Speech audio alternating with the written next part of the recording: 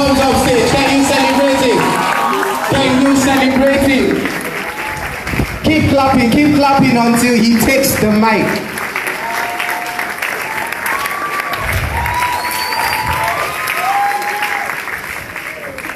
Okay, Mr. Fela, sorry, before I run off. You can have your seat. It's my question to you before they get to ask their question. My question is not in politics. And my simple question is this. There are two questions in one. What's your best food? Food? Yes. Akara. Anyway. Okay, Akara. Which soup can you cook? You can cook ogbono. Very well. So if I call Mrs. Tara, yes, she will say yes. I can cook it. I'm not sure how she has eaten it. Okay, please help me celebrate Mr. Fela Durotoye. I want you to please do me a favor because someone has been seated beside you for a while. You've celebrated everybody else, but that person, you haven't celebrated that person. So why don't you find someone right next to you and celebrate them and just let them know it's an honor to be seated beside you. You've been a great sitting companion. I'm really excited that I sat beside you today. And if you lie, your nose will grow long. But I tell you no lie, if I had the privilege of still being seated there, it would have been a great honor to celebrate my brother, the chairman of ANRP and the presidential candidate of ANRP, a true leader for our generation, someone whom I truly admire. And I want you all, if you can, and if you are blessed by just that last session, I want you to please, with a rising and standing ovation, please extend great honor to my brother, Professor. If you want to know what greatness looks like, that's what greatness looks like. You don't have to go anywhere. You don't need to look at the dictionary. That's greatness personified. Thank you so much. Thank you so much. And I want to quickly thank all the panelists who have been here, the organizers, and then say to you, Guru Session? I didn't hear you. Guru Session? You know, in that payoff line, na our matter, I think the most important word that you find there is our. That's really what I'm going to be talking about. Is that sense of we, not me. Because when you find out that what is the thing that has stopped a blessed nation from becoming the best nation on earth? What is the thing that has stopped the nation that is probably more endowed than almost any other nation per square meter of land? You think about mineral resources, natural resources, and of course human resources. Nigeria is more densely populated per square mile than China is. China has 9.5 million square kilometers with 1.3 billion people. Nigeria has literally about 200 million people in 927,000 square kilometers. So when you take it per square kilometer, we are actually more densely populated than China. We have more human beings. The question is, do we have as much human capital? It was Bill Clinton who said something that was amazing when he came to Nigeria in 2001. He said, in the 21st century, the wealth of nations will not be found under the feet of its people. It will be found between their ears. And so when you look at the kind of stuff that we're talking about today and the travesty that is happening with education, we are bankrupting our nation's future. In fact, our nation is almost bankrupt even today. I don't know whether you get what I'm saying. And it comes back to the same thing that we've been talking about. Everybody said it, even whilst answering or asking their question. It comes back to the value that leadership places on education.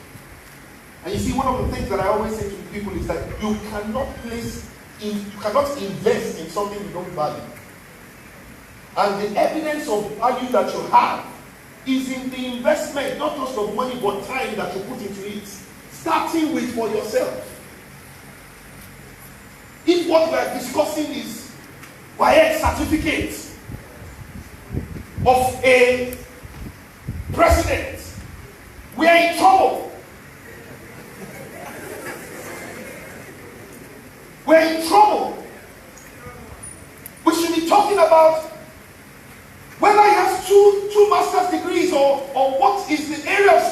extension of which master. I don't know whether you understand where I'm talking.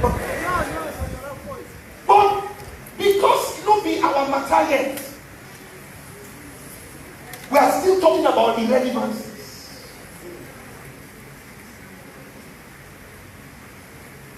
So the whole essence of what I'm going to say, to be honest with you, I just was asking myself, who leaked my topic? Who leaked my speech to my brother? He said he came as John the Baptist. Me, I have come as appendix. He has finished the book. I can only say like Thomas. Like Thomas. Like my brother Thomas. Because I guess, and this is how it works. Usually in every generation there is a spirit. And that spirit passes information about the purpose of that generation to everyone that will catch it. Yeah. It's like the same way that you have radio. There's one transmission. Everybody that tunes into that frequency hears the same thing, regardless of which, whether they have a large radio or they have a small pocket radio, it doesn't matter. Or you're using your phone. And so I understand that what we are saying is pretty much the same thing. Why? Because we are drawing from the same place. It is about us, not me. It's about we, not I. If you replace the word I with the word we, even illness will become wellness. Here it is, we've got to start thinking. Understand something. I know something I read several times in the scriptures, and it came to pass, and it came to pass. One day it occurred to me, it's not only it that comes to pass, we come to pass. And I hope you understand that this thing called the human race is actually a relay race.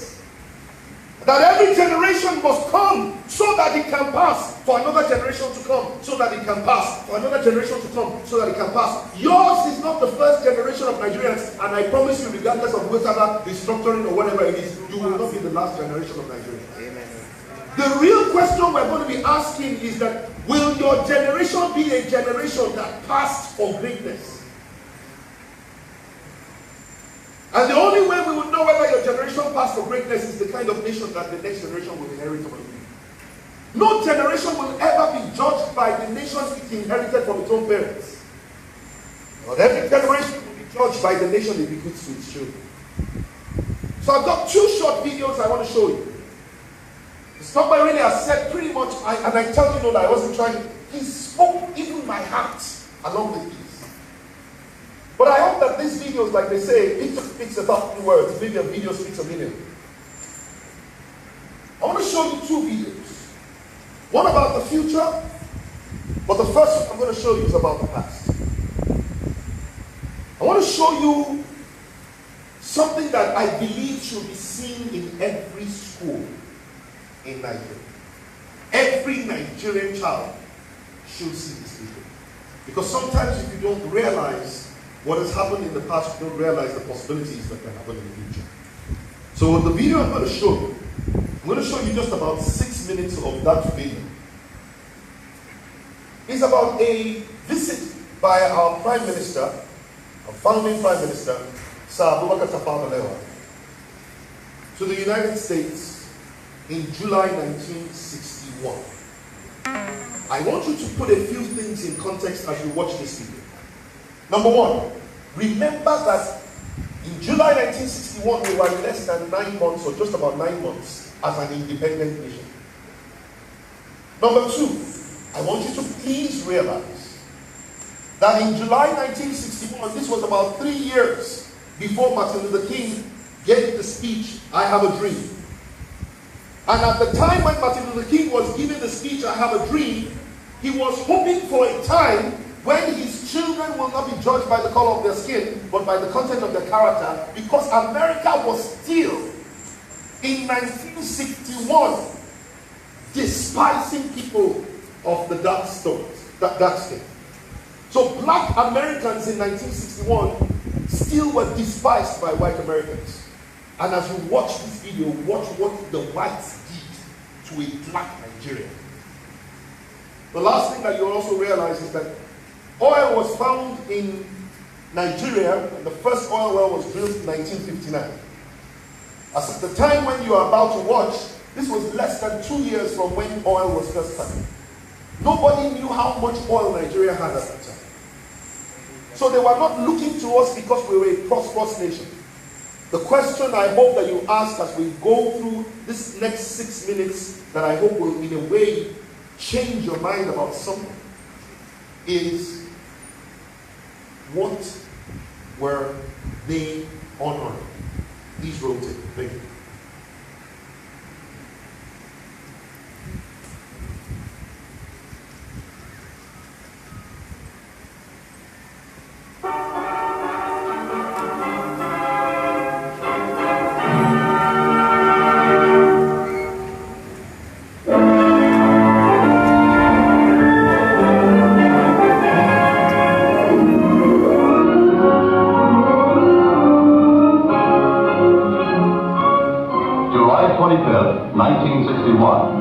America is waiting for the arrival in Washington of the Prime Minister of the Federation of Nigeria, Alhaji Sir Abubakar Tafawa Balewa.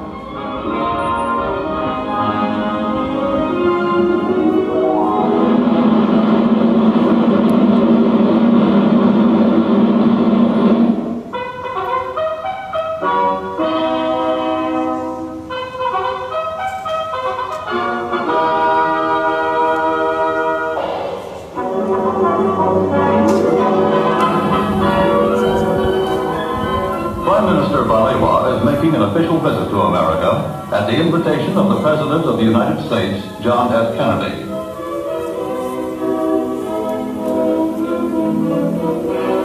Waiting at the airport to greet him are Vice President Lyndon B. Johnson, Secretary of State Dean Rusk, Mr. Joseph Palmer, the American Ambassador to Nigeria, and other high-ranking American officials. Accompanying the Prime Minister is Minister of Foreign Affairs Wachuku, Ambassador Udochi, and Minister Shagari and Benson, and other key members of the Nigerian government.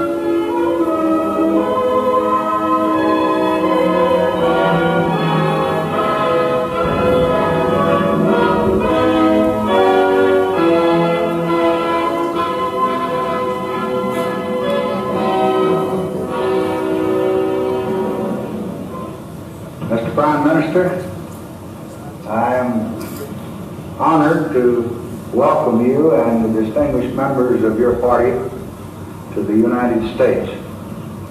This welcome is only the beginning. You will find as you travel through this country a very deep and genuine interest in the exciting developments which are taking place in your country and in Africa today. I am very pleased to be with you in Washington today, and I look forward to the week which we are to spend among you. I have no doubt that the American people will receive us with all the kindness that they ought to receive strangers. This is just a brief reply to your very warm address of welcome. Thank you.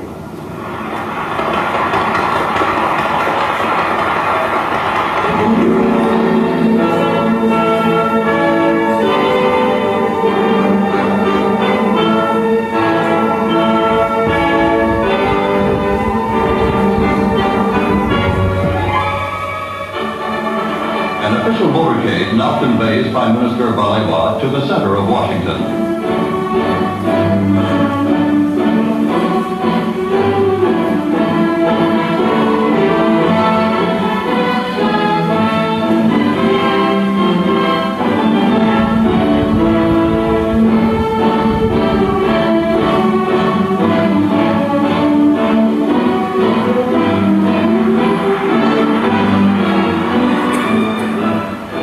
Friendly Americans are waiting to welcome Sir Abubakar to his home in Washington.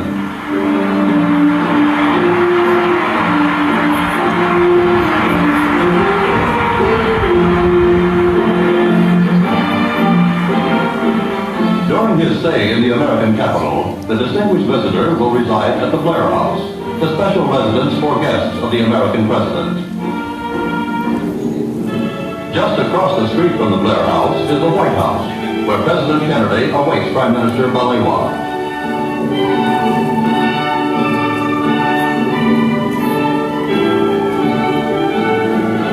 The two leaders are meeting to discuss matters of mutual and international interest. In a joint communique summarizing the outcome of their deliberations, they reaffirm their support for the principle of self-determination for dependent peoples and their unalterable opposition to racial discrimination under any name or in any guise. President Kennedy expressed his pleasure at the success of the Monrovia Conference and congratulated the Prime Minister on his constructive contribution. The two leaders affirmed their confidence that their exchange of views had strengthened the bonds of friendship between their two countries.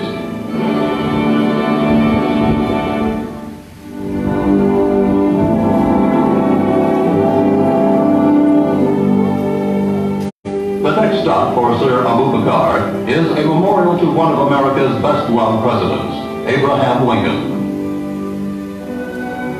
The Lincoln Memorial is a goal for every visitor to the American capital. Tourists from all over the world are drawn by a reverence for the man known by all men as the great emancipator.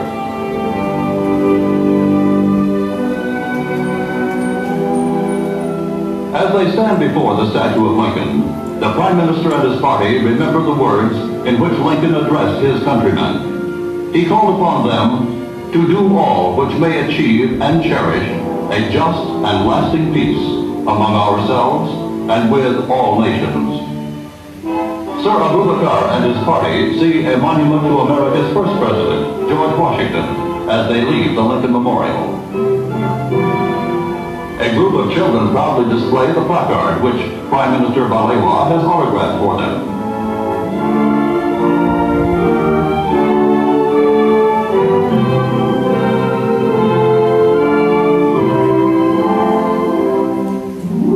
The United States Department of State is the Prime Minister's next stop. Well, for the sake of time, please forgive me that I'm going to have to truncate it. Now, our matter will be this one.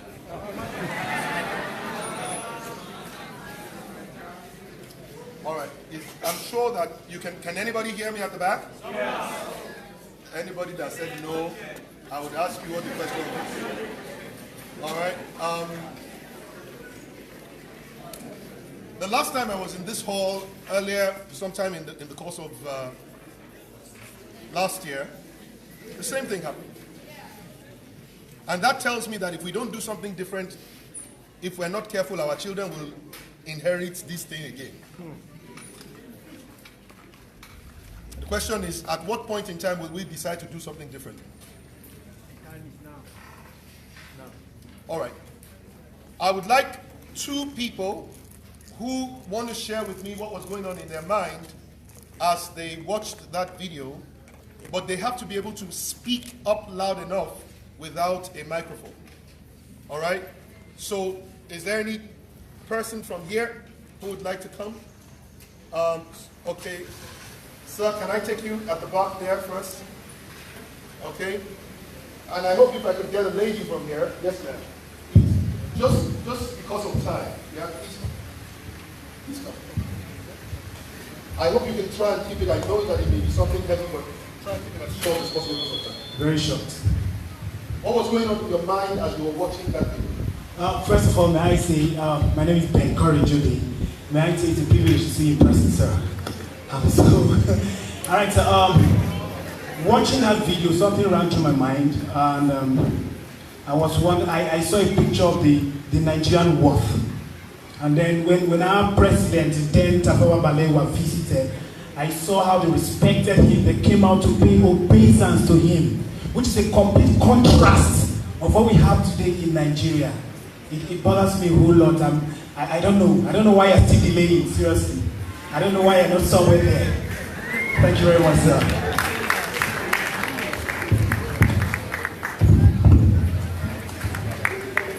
Yeah, my name is Miracle Maikanu. And watching these short clips, I saw how respected the whites gave to our president, former president.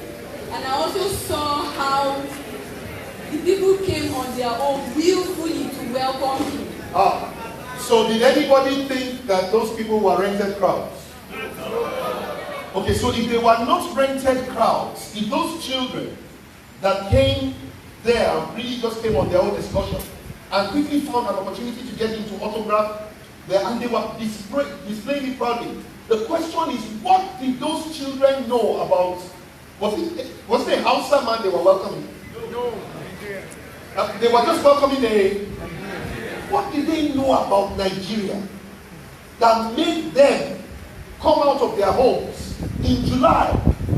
That's almost the heat of summer.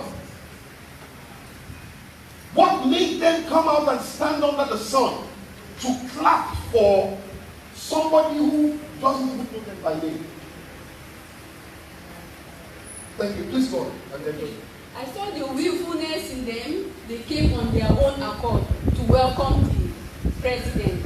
And also, please go ahead.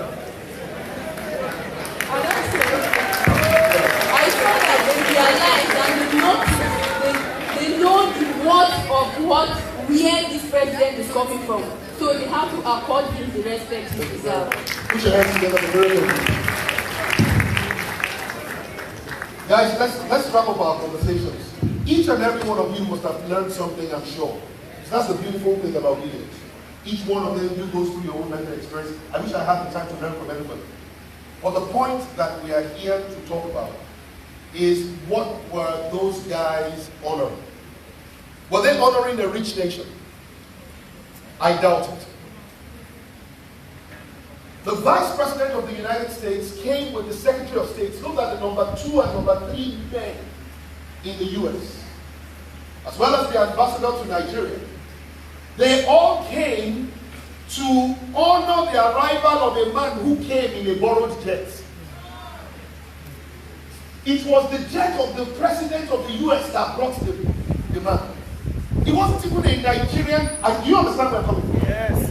So you ask yourself, was it the wealth of the president that they were honoring? Obviously not. So what were they honoring? This was a man who the President of the United States was waiting by the door for his car to arrive. Which means that I am positive that John Kennedy must have left his desk in the Oval Room and walked the length of the entire White House, stood there. They must have gotten all the other people. They were waiting. Tafawa Balewa may not even have yet left the Blair House at that time. How much, what could they have seen in this nation? And maybe the answer really was that it wasn't in the nation that they saw what was to be honored, it was in the people. Maybe they just saw a people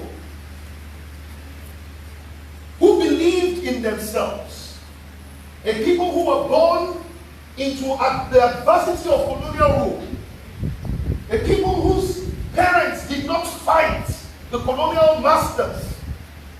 The British paid £840,000 to have administrative rule over Nigeria in 1901.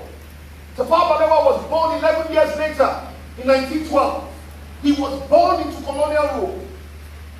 And yet somewhere, somehow, what their parents didn't fight did not become something that they accepted to just inherit and pass to their own children. These guys accepted responsibility to liberate themselves and their children from the hands of those that were supposedly mightier than them. And they did it without guns. If it was guns they were using, the British had no guns. They did it with will. By simply having the will to accept responsibility, to change the laws that they were born into. Some of you have never seen a Nigeria that works. But the question is, are you going to sit down and complain about it, or are you going to accept responsibility to change it? Because that was what those people saw. They saw a generation that believed in themselves. A generation that was born to parents without pedigree, without money. They saw a generation that barely got an education and yet will stand on the international stage with anybody. John F. Kennedy was congratulating him for the speech he delivered at the Monrovia conference. That means John F. Kennedy heard him before he invited him. I don't know whether you get what I'm trying to say. But the guys didn't have any education. He didn't even go to uni. Speak less of a generation today that was literally born in universities.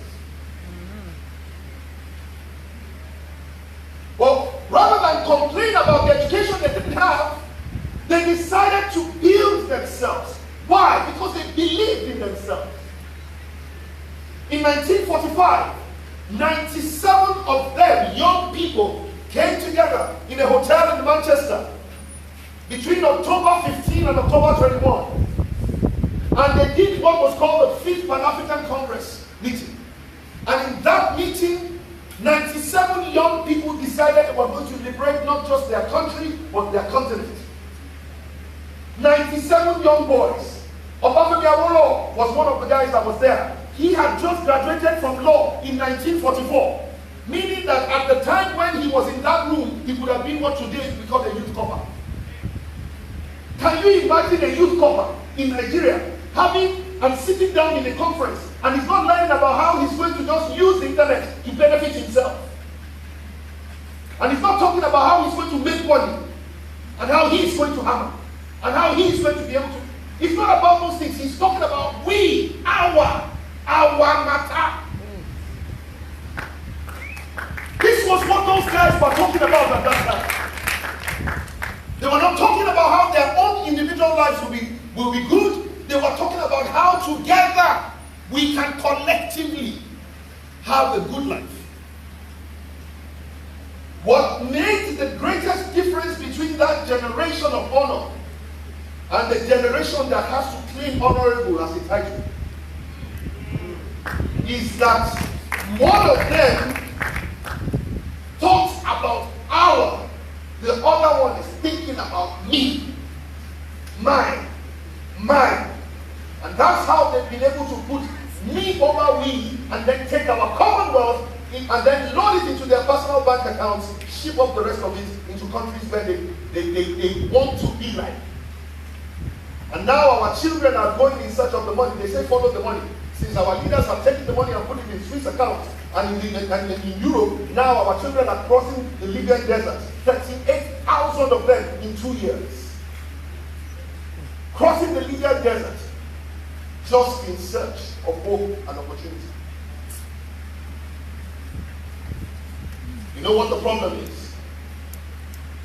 That these people that have a mind mentality, mind, they only look at Nigeria as something they can savage.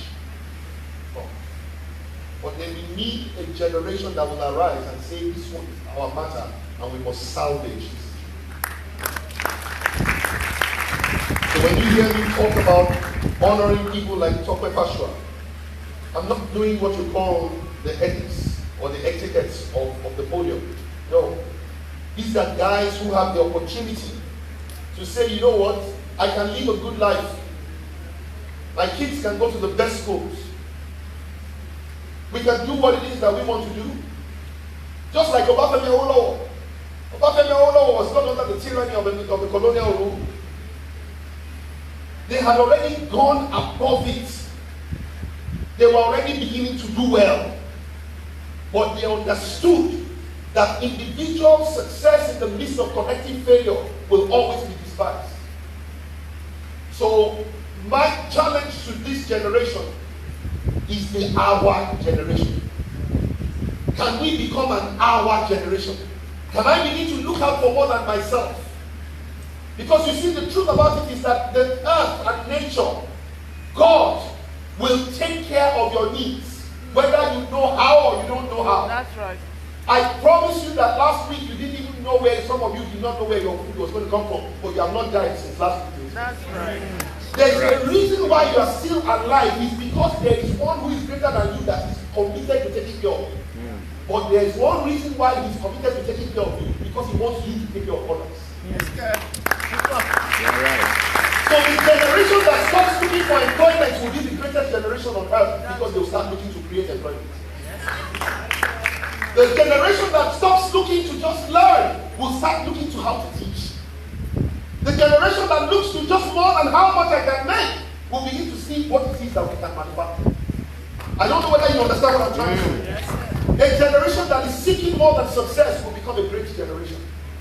And I'm calling you to put down yourself. Don't worry about you. It was not because you had mastered how to provide for yourself that you got here. Start worrying about others, and all of a sudden everything that concerns you will be taken care of. That's right. You know why? Because there is no pipe that carries water to a thirsty soul that remains dry. The last time I was here, about 6 months ago, I taught on how to prosper as a student. I shared my story. I shared 2 elements of my story in bachelor's, and I was always broke, and when I came back to do my master's, I tried to be a solution provider. I told you guys something that was amazing at that time, for any of you that were here. I said something about the fact that on the average, every student spends about 1,000 naira a day. On the average. So there are some students that spend more than 1,000, there are some that spend less than 1,000. But when you average it out, we looked at it and we said, University of Calabar has about how many thousand students? 30. About 33,000 students, or something like that. That was what I was told. That means 33 million naira is flowing around this campus every morning. 33 million, fresh, not yesterday's own.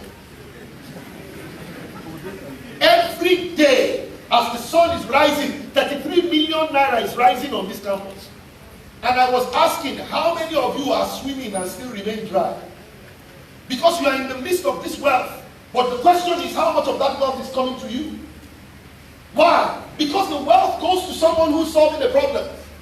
And if you don't know what kind of problem to solve, look at the problem that you are dealing with. Every morning, 33,000 students will need to brush their teeth. Who is supplying the toothpaste? Every morning, 33,000 students will need to take a bath. The question is, where are they getting the water and the soap and the bowl and the bucket? Where are they getting it from? If you can go from this end of consumption to the end of supply, all of a sudden you become a pipeline for wealth. But that is not the issue. The issue is that wealth can be just a way of getting a reward from solving a problem that affects the people temporarily. The day you become truly great is when you try to solve the problems permanently. So somebody can begin to say, how do I make sure that we have water for students to take their bath? And you're thinking only about the water that they need for today, for the bath today. And you collect money for that water. And you can become successful. But then the question is, another student is thinking, how do we create a borehole? And how do we make sure that we pipe that water so that water comes out of taps and students can get it freely? That one will become great. Because that has looked at our matter. So, as I begin to bring my thoughts to a close, because many of you have to run and so do I, I'm challenging. Go from my matter to our matter. Begin to start to think of solving problems that do not necessarily concern only you. Begin to think of a world that is bigger than your world. Begin to think of stomachs that is bigger than the one you carry. Begin to think of brains that need information more than the one that you're carrying on your head. Begin to think of how to meet the needs of people, especially together as a nation. Begin to think of problems that do not seem to affect you. Yesterday I was being interviewed on CNN. It's for a recording that is going to be shown later. And one of the things that the lady said to me is, a lot of people think that, in Nigeria, think that the Boko Haram issue is a northeast issue. It's a regional issue. And I said, well, the people who think like that are very myopic in their thinking. Because Nigeria has been labeled amongst the top 7 terror nations, unsafe nations in the world. And just because of the labeling of Nigeria, there is something called a security index, a risk factor that is placed on any investment that you place in Nigeria. Which means that anybody that is going to loan us money is going to charge a higher rate of investment, of interest on any investment. It means that there is money that is supposed to go to Nigeria that will go to Ghana. Because Ghana is not a terrorist country. It means that there are things that they will do to a Nigerian on the border of any nation. There are checks that they will place upon you. Even though you are not from the Northeast. And even if you were from the Northeast, even though you are not a terrorist yourself. All of us are being affected by Boko Haram. Everyone. When the militants started to kidnap in the South, the people in the Southwest thought that it was, that's the problems of, you see that, thank God, they will hold all these, what do they call them? Those white men, what do they call them? Expatriates. They will hold them. We were hearing how much they were collecting for ransom. At that time, 200,000. And people were laughing about it. Then soon all the expatriates left. And then you understand that as long as there's demand, there must be supply. So if you dry up one place of supply, they will change markets. Then it became a point in time where now Nigerians were kidnapping Nigerians. And now that's what's going on. Now Nigerians are not just kidnapping Nigerians, brothers are kidnapping brothers. Now people are arranging for their own kidnapping.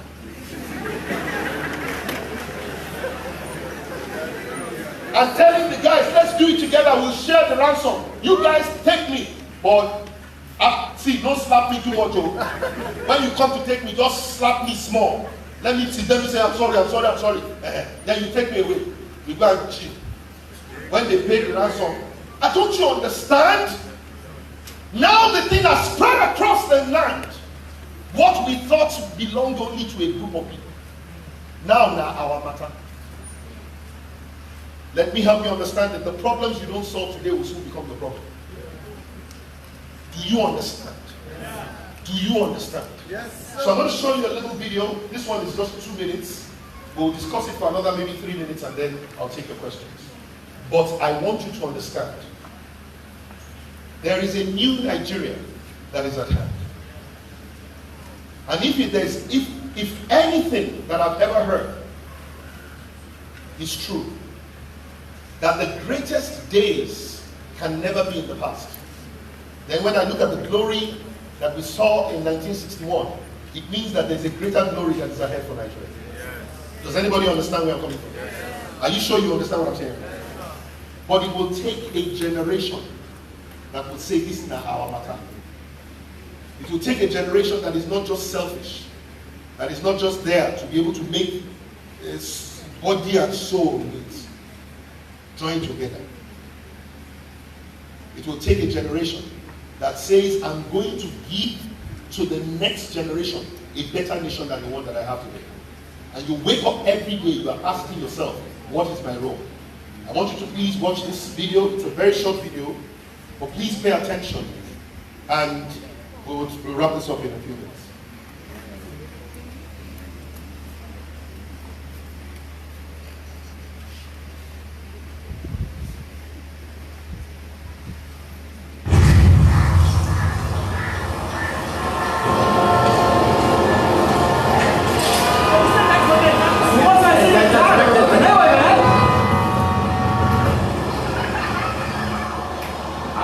Sir आपके लिए उस पार car का इंतजाम किया है sir. Sir आइए sir. चल चल।